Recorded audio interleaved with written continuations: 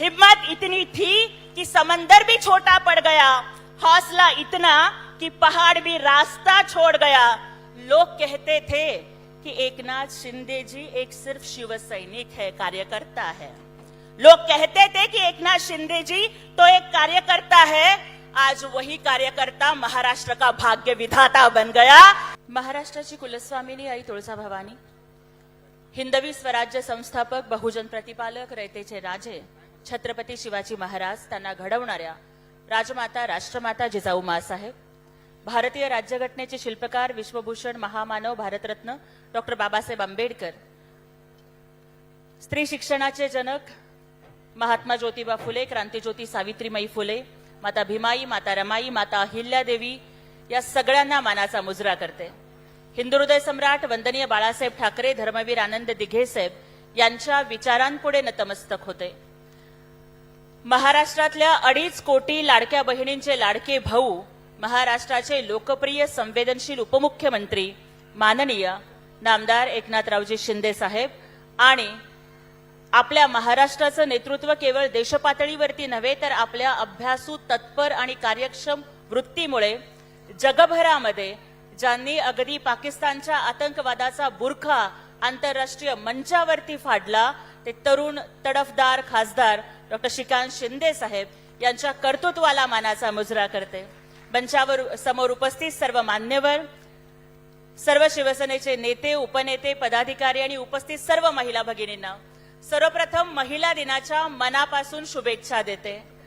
आजचा महिला दिवस मला वाटतं हा आपल्यासाठी अत्यंत खास असेल, कारण आज आपण बघतोय की महाराष्ट्र राज्यामध्ये महिला केंद्रीय राजकारणाची सुरुवात माननीय एकनाथरावजी शिंदे साहेबांनी ते मुख्यमंत्री असताना केली। अनेक वेळेला महिला या फक्त कार्यक्रमांच्या मध्ये गर्दी करण्यासाठी किंवा टाळ्या वाजवण्यासाठी बोलवल्या जात होत्या। महाराष्ट्रामध्ये 3.5 शक्तिपीठ आहेत, पण आदरणीय एकनाथरावजी शिंदे साहेब म्हणतात की 3.5 शक्तिपीठ आपल्या घरात असतात। पहिली आई, दुसरी बहीण, तिसरी पत्नी आणि चौथं अर्ध शक्तिपीठ म्हणजे मुलगी, जी सासरी आणि माहेरी असते। आणि म्हणूनच या 4ही रूपातल्या महिलांच्यासाठी लेक लाडकी योजना आली, लाडकी बहीण योजना आली, मुलींचं उच्च शिक्षण मोफत झालं आणि महिलांना स्वतःच्या मातृत्वाचा नाव लावण्याचा अधिकार मिळाला। की जसं विद्या बालन विचारते की मांग मेरी लेकिन सिंदूर तुम्हारे नाम का, माथा मेरा लेकिन कुमकुम तुम्हारे नाम का, हाथ मेरे कंगन तुम्हारे नाम के, पाँव मेरे पायल तुम्हारे नाम की, इतना ही क्या, कोख मेरी खून मेरा दूध मेरा, लेकिन बच्चा बाप के नाम का, इतना ही बता दो इस पूरी जिंदगी में क्या है हमारे नाम का। 9 महिने 9 दिवस पोटात सांभाळून मरणासारख्या वेदना सोसून जन्म दिलेल्या लेकराला आमचं नाव लागत नव्हतं, आमचे लाडके भाऊ एकनाथ शिंदे साहेबांनी तो अधिकार दिला। आणि प्रत्येक सरकारी कागदावर बापाच्या नावाच्या आधी आईचं नाव लावलं। हा जिजाऊच्या मातृत्वाचा सन्मान आहे, तुमच्या प्रत्येकीचा मातृत्वाचा सन्मान आहे।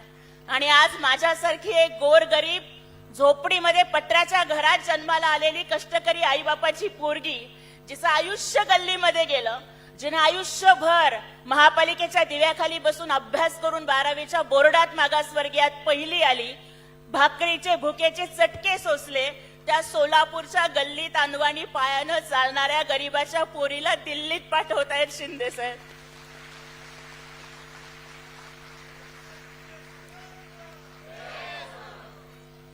ही माझी राज्यसभेची उमेदवारी नाहीये, ही तुम्हा सगळ्या लाडक्या बहिणींची राज्यसभेची उमेदवारी आहे। मी खासदार होणार नाहीये, महाराष्ट्रातल्या 2.5 कोटी लाडक्या बहिणी खासदार होणार आहेत। आतापर्यंत राजकन्या खासदार होताना खूप जणांनी बघितल्या, पण शिंदे साहेबांच्यामुळे एक संघर्ष कन्या खासदार होऊन दिल्लीत जाईल, तेही महाराष्ट्र बघेल। अनेक नेते असे असतात की जे स्वतःच्या कुटुंबाला स्वतःचा पक्ष समजतात। आम्ही नशीबवान आहोत की आम्हाला एकनाथ शिंदे साहेबांसारखे नेते मिळाले, जे कार्यकर्त्यांना आपलं कुटुंब समजतात। आदरणीय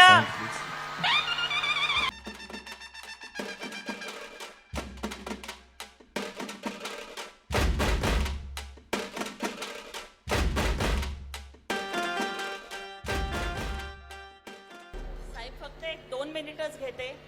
मी हेच सांगत होते की माझ्यासारख्या एका अत्यंत सर्वसामान्य गोरगरीब भीमराज की बेटी मी अतिशय गर्वानं म्हणते, त्या अशा एका मागासवर्गीय समाजातल्या मुलीला गल्लीपासून दिल्लीपर्यंत एकनाथजी शिंदे साहेब पोहोचवतायत. साहेब म्हणायचे की मी सीएम असताना कॉमन मॅन आहे, डीसीएम असताना डेडिकेटेड टू कॉमन मॅन आहे, परंतु सामान्यांना असामान्य बनवणारं नेतृत्व हे आदरणीय एकनाथजी शिंदे साहेबांचं नेतृत्व आहे. माझी खासदारकीची उमेदवारी जाहीर झाल्यानंतर सकाळच्या भोंग्यांनी म्हणे मीडियावरून मला शुभेच्छा दिल्या. पत्रकारांनी मला सांगितलं की राऊतांनी तुमचं अभिनंदन केलं. मी हात जोडून म्हणलं की राऊत साहेब माझं अभिनंदन करू नका, अभिनंदन करायचं असेल तर एकनाथ शिंदे साहेबांचं अभिनंदन करा. कारण ज्योती वाघमारे हे नाव शून्य आहे, मला राज्यसभेवर पाठवणं हे एकनाथ शिंदे साहेबांचं पुण्य आहे. आणि हे पुण्य सगळ्या गोर गरिबांच्या, मागासवर्गीयांच्या, तळागाळातल्या जनतेच्या, या महिला भगिनींच्या पाठीशी उभं राहतंय. साहेब आपण मुख्यमंत्री झालात आणि आम्ही महिला राजकारणाच्या केंद्रस्थानी आलो. मुलगी जन्माला आली ना की मग मुलगी जन्माला आली की आई वडिलांच्या चेहऱ्यावर प्रश्नचिन्ह यायचं, पण मुलीच्या जन्माचं स्वागत करण्यासाठी तुम्ही लेक लाडकी लखपती योजना सुरू केली. प्रत्येक बहिणीला म्हणजे माहेर गरीब असलं तर बहिणीला खूप वाईट वाटायचं, पण साहेब तुम्ही मुख्यमंत्री झालात आणि 2.5 कोटी सर्वसामान्य मध्यमवर्गीय बहिणी फक्त 1500 रुपयाच्या ओवाळणीनं खुश नव्हत्या साहेब, पण कॉलर टाईट करून सांगायच्या मी मुख्यमंत्र्यांची लाडकी बहीण आहे. हा बहुमान तुम्ही आम्हाला दिलात साहेब. तुम्ही प्रत्येक सरकारी कागदावर आईचं नाव लावलं. कदाचित उद्या आम्ही नसू, पण आमची लेकरं नाव लिहताना तरी आईचं नाव काढतील. ही तुमचं कर्तृत्व आणि तुमची पुण्याई आहे साहेब.